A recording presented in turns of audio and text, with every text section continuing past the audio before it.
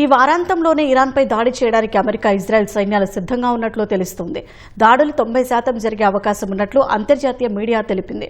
ఈ విషయంపై తుది నిర్ణయం అమెరికా అధ్యక్షుడు ట్రంప్ తీసుకుంటారని పేర్కొంది. సైనిక చర్య తీసుకోవాలా వద్దా అనే విషయంపై తన సలహాదారులు, మిత్రదేశాల నుంచే ట్రంప్ అభిప్రాయాలను సేకరించినట్లు పేర్కొన్నాయి. ఇరాన్ అణు లక్ష్యాలను అణచివేయాలని ట్రంప్ గట్టి నిర్ణయం తీసుకున్నారని శ్వేతసౌధం తెలిపింది. కాగా ఇటీవల అమెరికా, ఇరాన్ అణుచర్చలో పురోగతి ఉన్నట్లు ఇరు దేశాలు తెలిపినప్పటికీ మిడిల్ ఈస్ట్లో అమెరికా 50కి పైగా యుద్ధ విమానాలను మోహరించింది. అణు ఒప్పందంపై తమ వైఖరిని 2 వారాల్లో తెలియజేస్తామని అమెరికాకు ఇరాన్ తెలిపింది. ఇరాన్ నిర్ణయం తమకు ఆమోదయోగ్యంగా లేకపోతే వెంటనే దాడులు ప్రారంభించాలని ట్రంప్ నిర్ణయం తీసుకునే అవకాశం ఉంది. అటు యుద్ధం చేయాల్సి వస్తే డియేగో గార్సియా దీవులతో పాటు బ్రిటన్ ఆధీనంలోని ఫెయిర్ఫోర్డ్ సైనిక స్థావరాలు అమెరికాకు అవసరం పడతాయని ట్రంప్ అన్నారు. అందుకే ఎట్టి పరిస్థితుల్లో డియోగో గార్సియాను మారిషస్కు అప్పగించకూడదని బ్రిటన్ ప్రధాని కీర్ స్టార్మర్ను ట్రంప్ కోరారు.